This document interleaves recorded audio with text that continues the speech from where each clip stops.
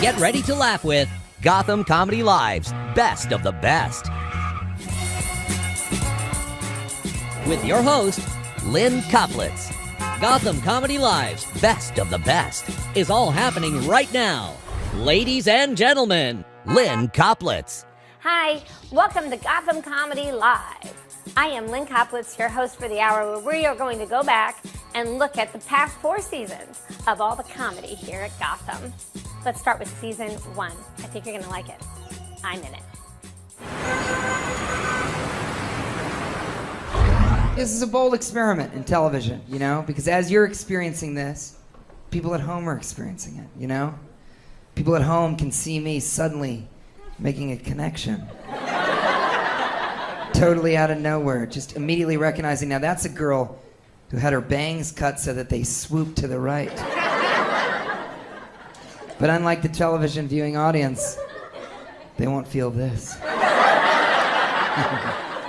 No, you'll have to come to New York City for that. Especially you, sir. I would love to bite your shoulder. I would soft kiss you, just very, not even in a rough way. That shirt's not your size, you know that. It's not. Like, you do need a large, but you said, fuck it, medium. I really hate thin people, make me sick. I do. I hate thin guys. I hope you get hit by a donut truck. That's my fantasy. After the show, you're like, it was a good show, and you're like flexing in a window, and it fucking hits you. And because of your awesome chest, it steps and flips over, and donuts fly into my mouth. And I step over your gorgeous dead body, but I wouldn't even have to lift my leg up, so you're so thin, I could just walk over regular. I like fat dudes. I don't like you. I hate you. You suck. You suck. I hope you die. I love you. I love him. You'll be fat someday. I love you.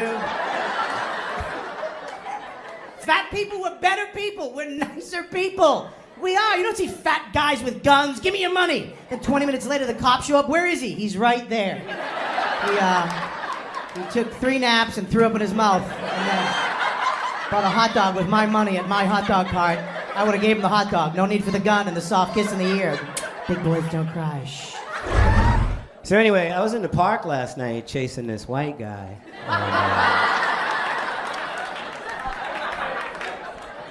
You guys aren't too fast, but you run a really long time. I would have had to have been Kenyan to catch this dude. I mean, run right next to him. What type of shoes are those?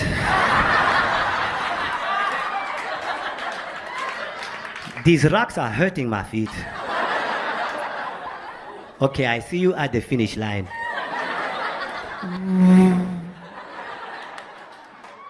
That's the sound brothers make when they run.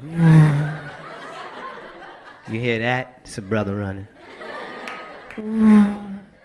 Mommy, what's that? Black guy running.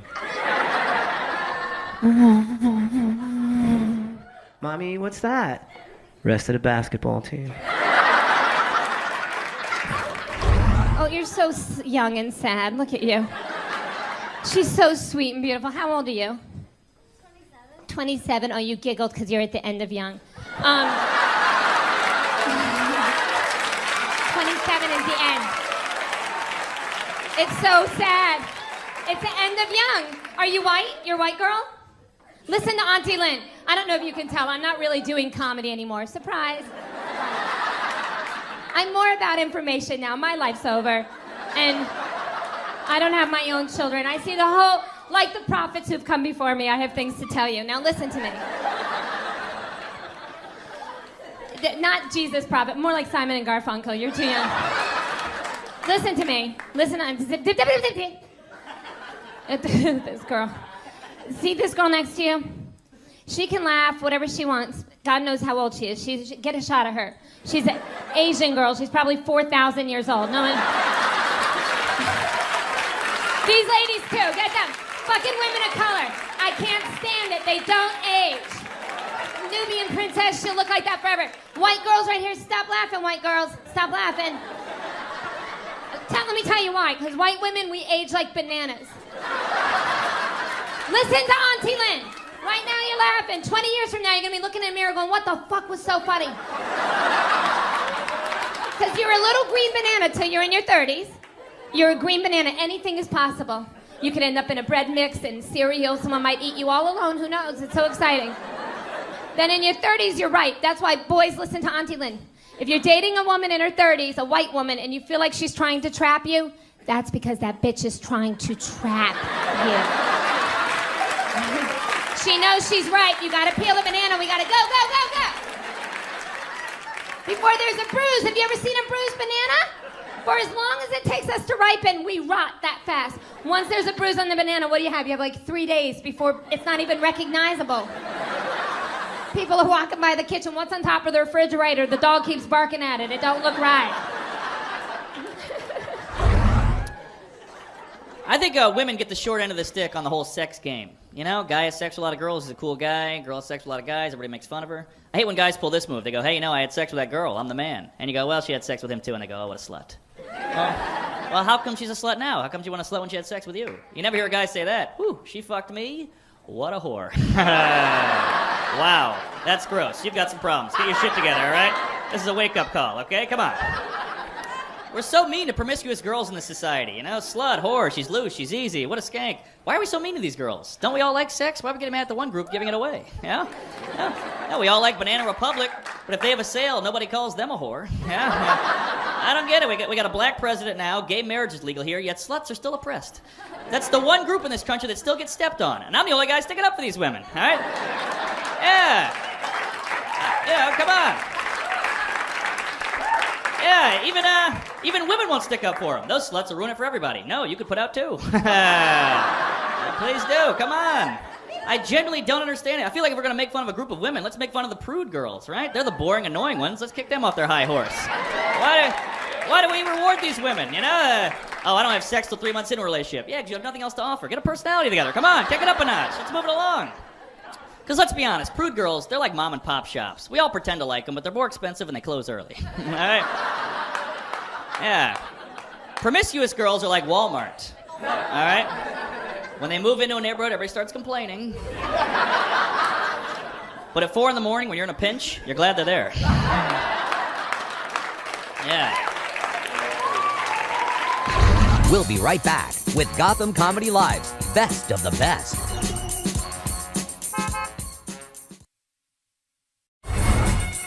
Welcome back to Gotham Comedy Live's Best of the Best.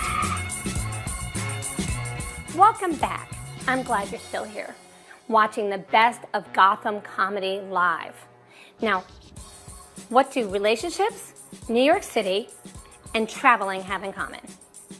Give up? Season 2 of Gotham Comedy Live. Let's watch it. Very excited. I'm going to watch it while my Xanax kicks in with this wine. I'm worried about the president, okay? Everybody's upset with Washington. A lot of people are upset with the president. The left is upset because they feel like he hasn't been liberal enough. The right is upset with him because they feel like he is being too liberal. I am upset with the president. You want to know why? Because twice now, I voted for a black president. You hear me? A black president. And he has been acting very beige. I want a black president. I'm talking about Mike Tyson black. Suge Knight black. I want a president that is so black, when I see him cross the street, I lock my fucking doors. Because I'm nervous. That's how you get shit done. Fear and intimidation. Fuck trying to get along. These Republicans don't like you. They ain't trying to help you. They are cock blocking each and everything you are trying to accomplish. It is time to get gorilla on their ass. I want a black president. I'm talking about Sam Jackson, Pulp Fiction, black. I want a president that don't take no shit. I want a president that is so black. When he walks on the floor of the United Nations, foreign dignitaries look at him and go, not this motherfucker. Sign the treaty, give him what he wants. This is what we need. This is what we need. I want a president that is so black. I'm talking about Wesley Snipes before he fucked up his taxes black. I voted for Blade. I want a superhero in the White House. He should be wearing tights and a cape, flying around the Capitol, making shit happen. That is what we want. I think we're gonna be all right.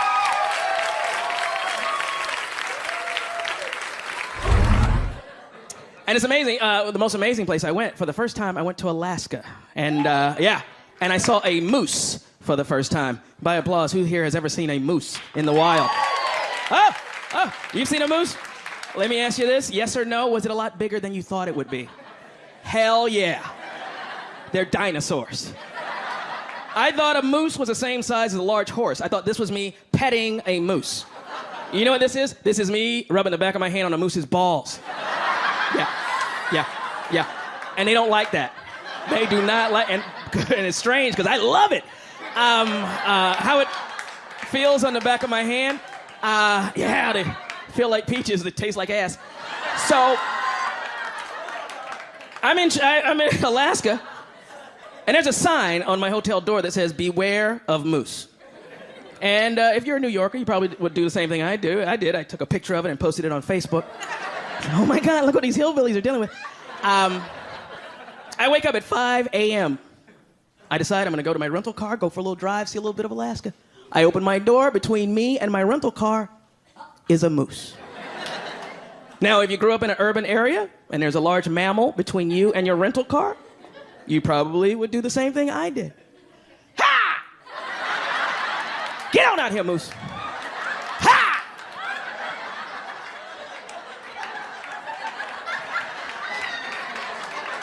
If you'd read the sign on my hotel door, you would have learned the first 3 things you're not supposed to do. Make direct eye contact, make any wild body movements, or any loud noises. Ha! I can't even describe what the moose did other than to say it was the most gangster move I've ever seen an animal in the wild do. Yeah, the moose is over here. It's quiet. It's quiet in Alaska. There's no subways, there's nothing but mosquitoes. I come out of the hotel. Ha! And the moose just does this. Just goes.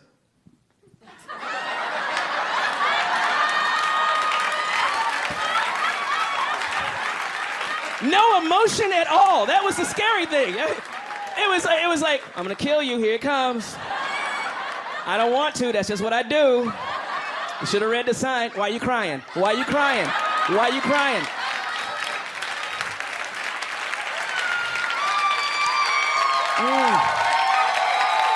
Thank you. I know, it worries me, this stuff, man. You know, I had a drone fly over my house in Los Angeles last week.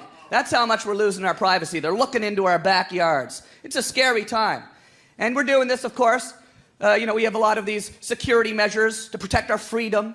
They say, we want to protect our freedom. America's the most free country in the world. Yeah, well, if it's so free, how come it's the only country where you got to take your shoes off when you go to the airport? Because 10 years ago, some guy lit his foot on fire on an airplane and nothing fucking happened. Now every time you go to the airport, you got to tiptoe through the airport in your slippery socks just because you want to go to fucking Cleveland, right? And take your laptop out of your bag. Take your laptop out of your bag and tiptoe around in your slippery socks. And go through some cancer-causing x-ray machine that costs $4 million a pop. The thing can see through your clothes. There's $4 million x-ray machine in every airport. Can see through your clothes. You gotta show everyone your cock. Is that freedom? Every time you go to Cleveland, you gotta show everyone your penis?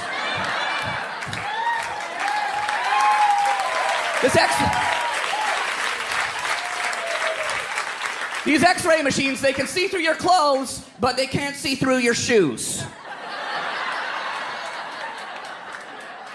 I'm calling bullshit, man. Someone's making some money on x-ray machines, that's what I figure. Then you get on the plane, they say, please turn your cell phone off, it could cause the plane to crash.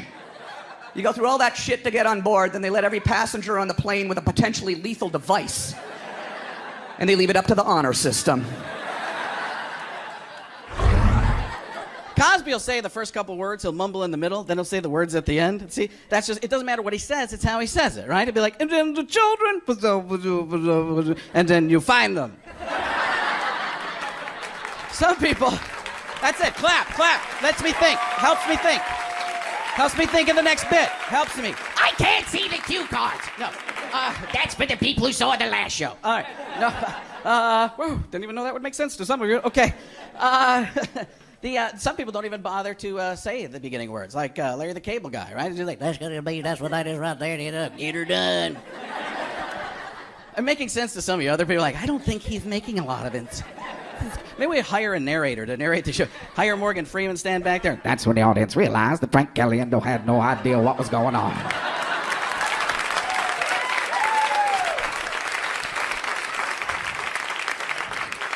Truth of the matter was, he wasn't sure what he was going to talk about either. He was just going to walk from one side of the stage to the other side. While all the people in the front row looked down so he didn't talk about him. I wish I had Morgan Freeman in my life just to narrate me through situations. Because my wife will ask me those questions. You've heard comedians talk about him a million times. You've probably talked about him yourself, but my wife will ask me that question. Do I look fat in these jeans? Well, that's when Frank realized he'd be sleeping on the couch for a while. Truth of the matter is, didn't matter what he said. See, he thought she was looking for an answer. Truth of the matter was, she was looking for an argument. See, from time to time, Frank's wife would give Frank a little test to see how good of a husband he was. Frank had failed many times. We'll be right back with Gotham Comedy Live's Best of the Best. Welcome back to Gotham Comedy Live's Best of the Best. Welcome back again to the Best of Gotham Comedy Live right here in the basement of the lovely Gotham Comedy Club.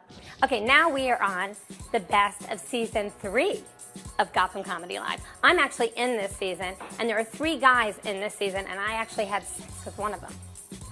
Watch and try and guess which one it was. Tweet in your responses. I'd love to see if you get it right. I'm sure you won't. I hated myself back then. Think that way. I went to this gay bar called Woody's to be supportive of a gay friend of mine. And while I was there, a man grabbed my butt and winked at me. I was a little weirded out at first, but then I started to feel kind of special.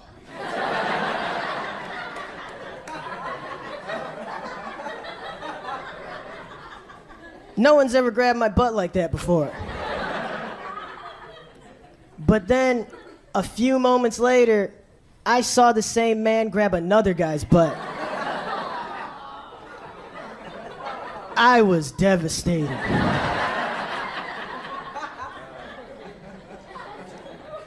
I'm not gay. I didn't want to be with him. I just didn't want him to be with anybody else. Weird. It's such a weird job. Like, even though it's TV, you guys are all looking at me like, I gotta solve the problem. I can't believe I do this for a living. This wasn't even my goal. I wanted to be a badass. That's what I wanted to be, like a dude who, like, as a kid, I thought I was gonna be vanquishing evil and protecting the innocent. Like, in this position, you know what I mean? With like a girl over my shoulder, I rescued in a teddy and a machine gun. And she's like, oh, I'm scared. I'm like, calm down. You know what I mean? Like, I'm wet, I don't know why, and I bust through a window. I just want to, hey, gay! You know, my shirt's ripped, obviously, because if you're a badass, your shirt's always ripped, because you get in fights, guys cut you, like, what the, and, you know, and girls are like, they get overcome with lust, like, I can't wait, and they rip your shirt, and you gotta have a huge shirt budget, is the point I'm making. But I'm not, the bummer is you get it to be an adult and you realize I'm not built for that kind of, I don't know if with a woman and a machine gun, I don't know if I could even get air. You know what I mean? I don't know if I have that bone structure. That's what kills me. I didn't grow into the guy I wanted to be. I'm not built for, heroics. I'm built for dance. Look at this shit. I'm serious. I know. I've never taken dance. I can do 4 of those. I'm just a natural. It sucks. I don't like it. I've always wanted to be really muscular. I lift weights. I overeat. I just stay narrow and supple. I'm built. Look at the humanity in my eyes. It sucks, man. I'd love to be a dancer, too. I think it'd be amazing, but I'm just, I'm straight, and we live in such a homophobic society. There's so many rules I can never be creative the way I'd want to be. I can't... I can't do that move. Is a move I'd like to button my dances with, but you do that and you got to answer all these questions. There are so many straight guy rules. It's so ridiculous. We're so homophobic. Like, I can never frolic through wheat. I was thinking about that the other day. I can never just forget my troubles. Like, I can't even run through a wheat field and drag my hand behind me like this. It's not written anywhere. I just know somehow that's suspect. I'll never know what the top of wheat feels like. It sucks. You know? I think I'm allowed to touch the side of wheat. I think I can do this, because he did that in Gladiator. I think I'm allowed to, you know what I mean? But the minute I go from, it's so interesting, the details. The minute I go from here to here, you know what I mean? That's when they're like, wait a minute, he fucks guys, you know? It's not fair. And I don't, for the record, I don't fuck guys unless it's an emergency. And even then, they're like, you're gay. I was in Europe. What are you talking about? I was frowning the whole time. I'm a parent. I got a baby. We named him Blue Ivy. Come on, that's not his name. We wanted to give him a name that told other children he liked children, so we named him Sandusky. And, whoa, I didn't know this was an alumni show. Oh my God. Whoa. My kid's cute. His name is Lincoln. He's a cute kid, but I feel self-conscious talking about him because I feel like people lie about their babies. You know what I mean? Like, whenever somebody has a baby, they give it the same bullshit phone call. They're like, oh, you gotta see this cutest baby in the world. Oh my God, it's so cute. But who do you believe? Because everybody says that, but there are a lot of ugly babies out there, man. But you never get that call. You never call the hospital like, oh my God, she had a baby. How is it? Dude, don't even come. This thing is fucking disgusting. Apparently our sister's been having an affair with a gremlin the last 3 months. Don't put water on it. There'll be like 8 million of them running around the hospital right now. Just not. It's a mess. I get to go home now. I live close here. I live on Sullivan Street, 229, apartment 3B. That's gangsters. That's my real address. I'm not scared of you people. I've lived alone in New York for 20 years. What are you going to do to me? There's nothing you can do that I haven't planned for. You going to rape me? You can't rape me. I'll kiss you on the mouth. How you going to rape that? How dare you, rapist? You think I don't have a rape plan? That's the worst predator on a planet next to a pedophile and a polar bear, and I got plans for them too. You crawl in my window, you're crawling out half the rapist you were when you crawled in. I'm gonna mouth kiss you, I'm gonna whisper I love you, I'm gonna hold you. Did you guess who it was? Did you tweet? Oh, well, stick around. Season 4 is coming up. I didn't fuck anyone in that season, but it's still good. We'll be right back with Gotham Comedy Live's Best of the Best.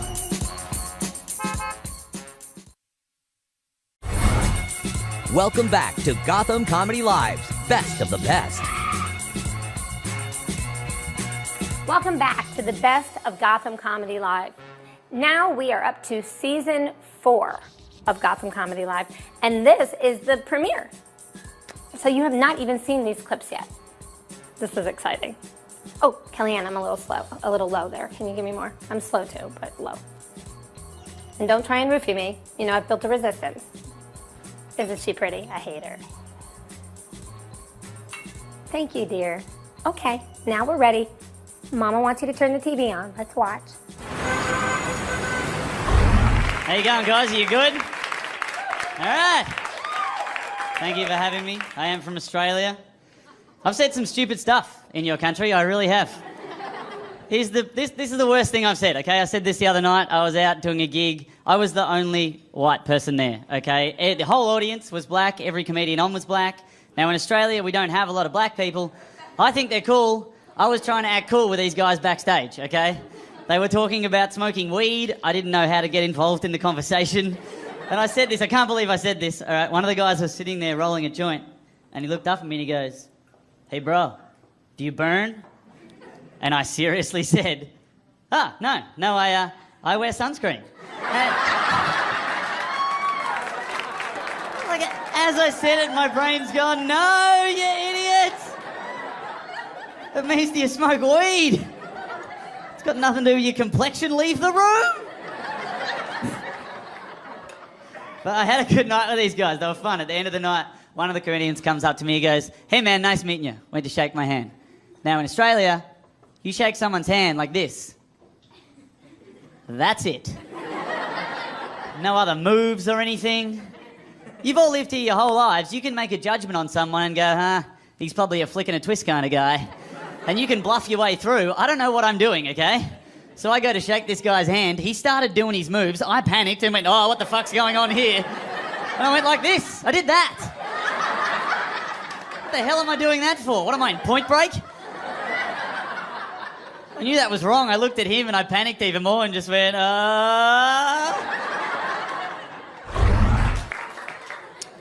Mentally, I am an adult male. I have it together. But emotionally, I am still just a teenage girl. There's a huge mess inside. I will give you an example. I am heterosexual, but a friend of mine told me this gay guy we know said I was hot, and I had like 1 million follow-up questions. Let me get this straight. Did he say I was hot, or did he say I was cute, or did he say I was boyfriend material? What were his exact words? Am I blushing? I feel like I'm blushing a little bit.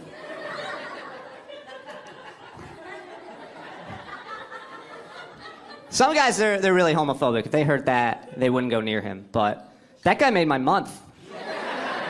I'm getting my life together because of him.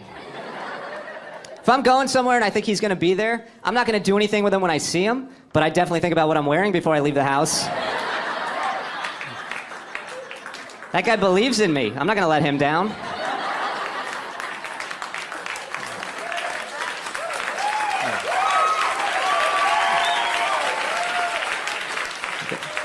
I guess you guys believe in me too. All right. I recently had an epiphany. I found out what type of person I was. It took me a while, but I figured it out. I found out what type of person I was last week when I watched our dog dry hump our kid for 2 minutes before I got up off the couch to find a video camera. That's who I am. That's me as a person. Thank you. That deserves applause. I like being a dad, though. I like watching my kid grow up. I like watching him go through phases. He's going through a phase right now where he likes to tell me who and who does not have a penis in public, louder than me on this microphone. We were at Hooters recently. Kids eat free on Sundays. Hooters waitress walks by, loud as it can be. She doesn't have a penis. I'm like, I know. Good call. Inside voice on the penis talk, okay? But good, you nailed it. Good job. 2 seconds later, do you have a penis? I know.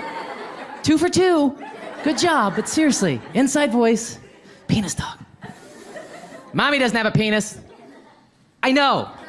Mommy doesn't have a penis. I don't like mommy. Why don't you like mommy? Because she doesn't have a penis.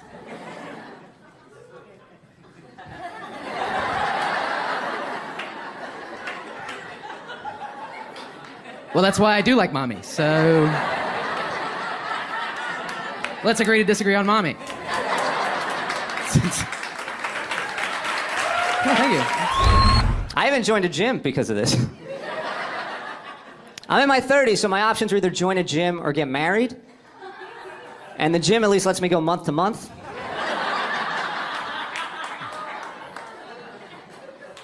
You high-fived on that. You were gonna get married, and then instead you were like, let's just join a gym. Family pass. I never thought I would join a gym. In high school gym class, we did a weightlifting unit, and I would just sit around and not do it. And one day the gym teacher pulled me aside, and he said, Dan, when you're an adult, you were gonna pay your hard-earned money to join a gym and lift weights. So you should really take advantage now. And I had no idea that the guy who wore sweatpants to work was gonna be 100% right.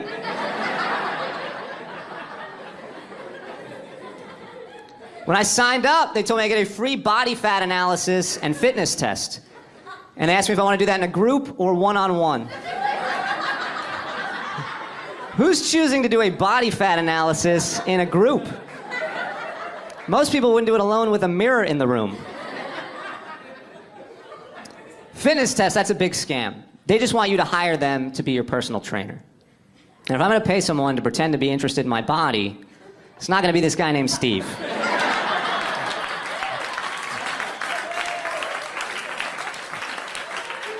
I already got a guy interested for free.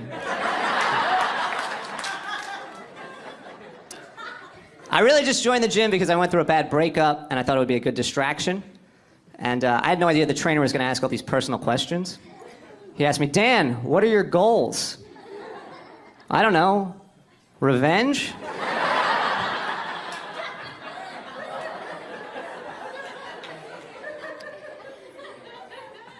I can't really relate to anybody at the gym. There's this guy I see there, and he's lifting weights every day, but he has a mullet. How do you care so much about how you look, but care so little about how you look? We'll be right back with Gotham Comedy Live's Best of the Best. Welcome back to Gotham Comedy Live's Best of the Best. You are watching the best of Gotham Comedy Live. We have watched all 4 seasons, and now we're watching just specific clips. These clips we're gonna watch are some of my favorite because they're featuring some of the funniest vaginas in the business. Suck it, Jerry Lewis. Suck it. I'm trying to date. I recently joined a free online dating website. I joined OkCupid. I'm glad I joined OkCupid. I learned a lot about myself. Like, I learned that I'm a girl. I've never felt like a girly person, but now I know that I am because the sole reason I didn't want to join that website is because I still wanted the story. I think every woman in here wants the story of how you met your boyfriend or how you met your husband, and you want it to be a good one. But I'm a comic. I want my story to be epic. I want my story to be something like I was standing on the subway platform and I was texting, but I lost my balance and I dropped my phone in the tunnel. And then as a train was coming, this dude jumps in the tunnel, nearly gets hit by a train, jumps out, hands me my phone, and his name and number are already in it.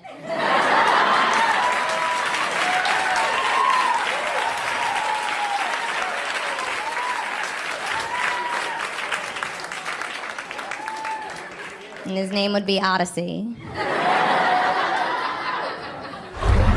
I did some things in my 20s. I'm not proud of it. I'll admit it. I slutted it up nice and good. I was usually heartbroken. I'd be madly in love, and I'd get dumped. I'd just get right back out there. And I think my thinking was, if I can just get enough dicks inside of me, one of them will eventually touch my heart.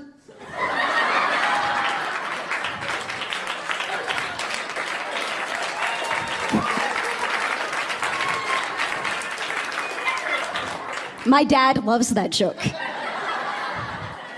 Loves it so much.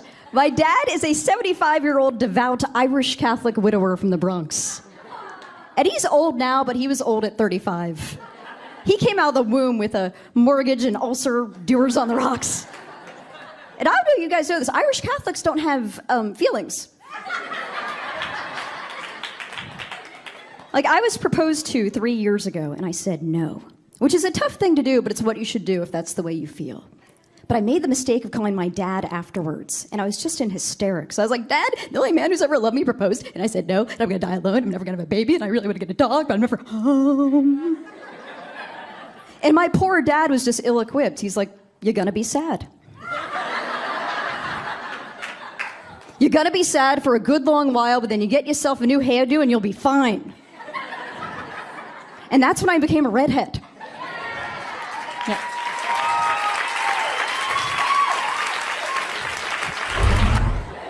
I've been on exactly 5 OkCupid dates, so that means I've written 5 emails to my roommates titled, "Please seek justice if murdered."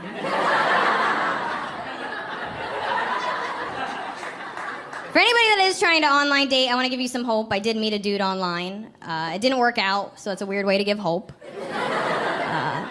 But you have to understand, there's still people that don't use their credit card on the internet. I fucked a dude from the internet. I'm like a success story and a survivor. I want a t-shirt. I think he was my boyfriend. He always texted me back. If you want to know anything about the modern woman, if you text me back before my friends do, you are my boyfriend. That's how that shit works now. But it's because of him I found the one benefit of online dating, which is he was the hottest man I have ever dated in the history of my life. So everybody I've ever dated was over here, and he was over here with like kittens and rainbows and other things I enjoy Instagramming. And it's strange, because I think most people know that when you meet somebody in person, you connect. And it's through that connection that you build an attraction. And it's through that method of dating that I have accidentally dated a lot of ugly men.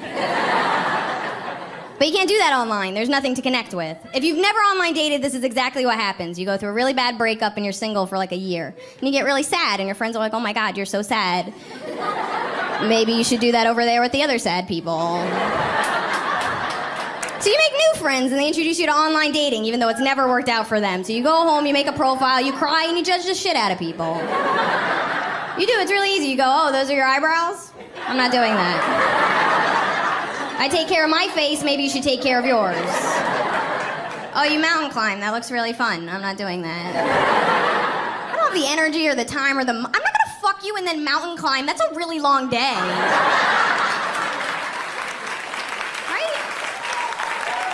I'm not doing that. And that's what you're doing. You're just judging faces and hobbies, and you're really just narrowing it down to what's most important, which is, do I want you to be inside me? You send all those dudes a message and you just hope that one comes back with a shitty childhood. Because that's where personality comes from.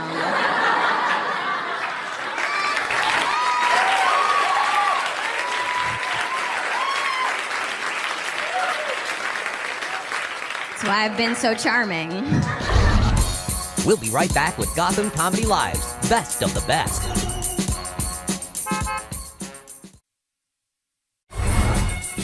Welcome back to Gotham Comedy Live's Best of the Best. You are still watching the best of Gotham Comedy Live, and it's been worth it, hasn't it? So funny. Now, your next comic's coming up. I know all of them. Larry Miller, funny guy. I met him for the first time at the Montreal Comedy Festival years ago, and he got me to do a clip with him on Leno, which was great, and I will always love him for that.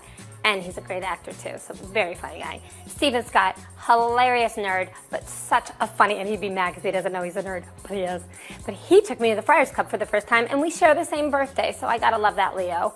And then we have, who's the other one? Oh, Vic Henley. Love the Henley. He's a Southern gentleman after my own heart. These guys are funny. My dad's a character. My dad, the reason my dad talks that way is, well, he doesn't talk that way. That'd be weird. Like, hey, Steven, and later, that'd be creepy. Ooh, did I just do jazz hands on a comedy show? Let's just keep that between us and the millions of people at home. No, the reason my dad talks that way, my dad's a newscaster, so he's got that really deep, loud, authoritative broadcaster voice, which on TV is great, but in public, unnecessary. And the worst is when you're a little kid and you're growing up and you get in trouble and you got to get yelled at or scolded by someone who talks like that. It puts the fear of God into you. Oh yeah, especially with my dad, who, by the way, was like king of the scolders. I had one of these dads, I think half the time he was inventing stuff to scold us about, because some of it didn't even make sense. He actually once said this to me, he goes, hey, knock it off. You know, when I was your age, I was a lot older than you.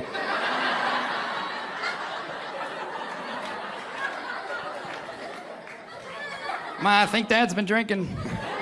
But the worst, though, is if ever I was so bad that my mom would have to go and, like, call him up at work. You know when moms finally are fed up? They find out, that's it, I'm calling your father. That was the worst, because he was already in that newscaster frame of mind. So whenever I'd get yelled at, I always felt like I was a breaking story. Oh, yeah, he'd pick up the phone in that newscaster cadence he didn't play. Like, how's your father? Yeah, your mother just told me what you did. Well, I'll tell you something, mister, you're in a lot of trouble. And you're gonna get it when I get home. Tonight, at 11.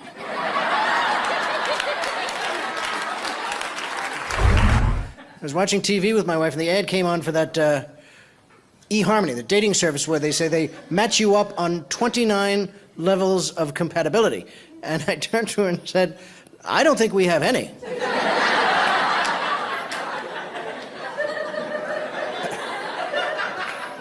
And she said, any what? And I said, the 29 levels of compatibility. And she said, yes, we do. I said, no, we don't. And she said, we have all of them. And I got out the dictionary to look up. I looked up compatibility. It says, capable of living together harmoniously or getting along well together. And she said, oh my God, we don't have that.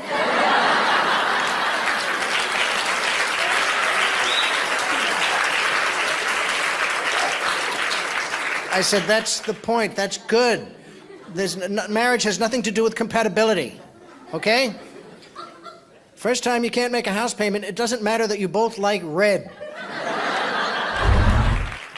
Thanks, everybody. I'm from Alabama originally. That's where my accent's from. But I've lived here for 30 years, so blow me. I'm a New Yorker. So, I just wanted to let you know that's where the accent's from. So, anyway, I was home. A few months ago in Alabama visiting my mom, and I took her to dinner, and we were having a lovely meal, and I ordered Caesar salad, and I'm not changing one word of this. The 20-year-old Alabama something hillbilly waitress comes back and looks at me with a totally straight face and says, "The cook said to tell you that we're out of Caesar leaves."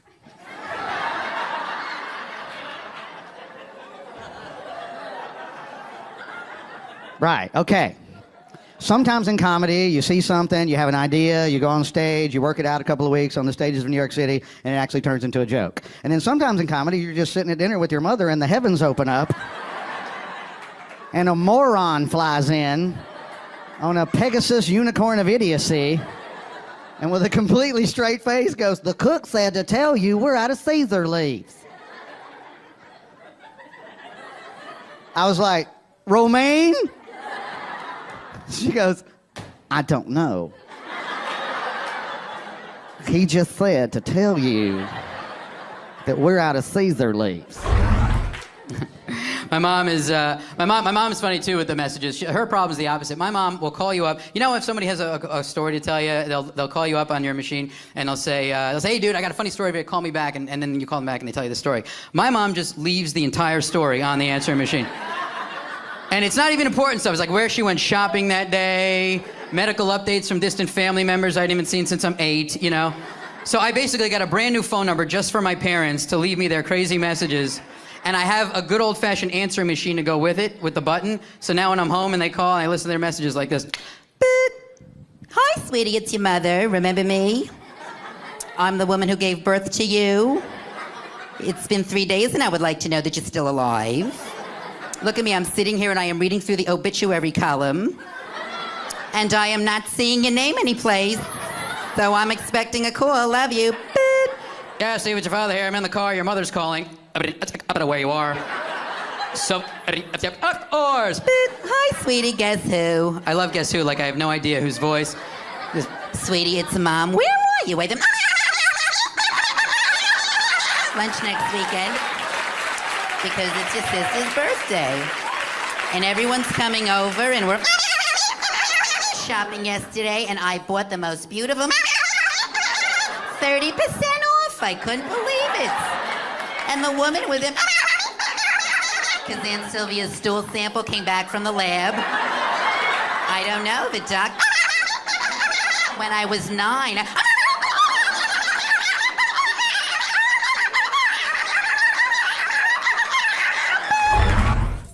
Well, that was it. This was live at Gotham Comedy Club. There's no more to show you now. I'm sorry. Don't be sad. Think about what you just saw. Go to sleep happy. Don't look at your life. Just watch the comedy. That's what I do. Kelly, could you please rub the bar just a little louder? Is there any fucking way you could do that? In the last final second, she's got to rub the bar so fucking loud. Poor kid. It's okay. Don't feel bad. That's how she builds character. Watch us on Thursday nights on Access TV, live at Gotham Comedy Club. It'll keep you from beating your children.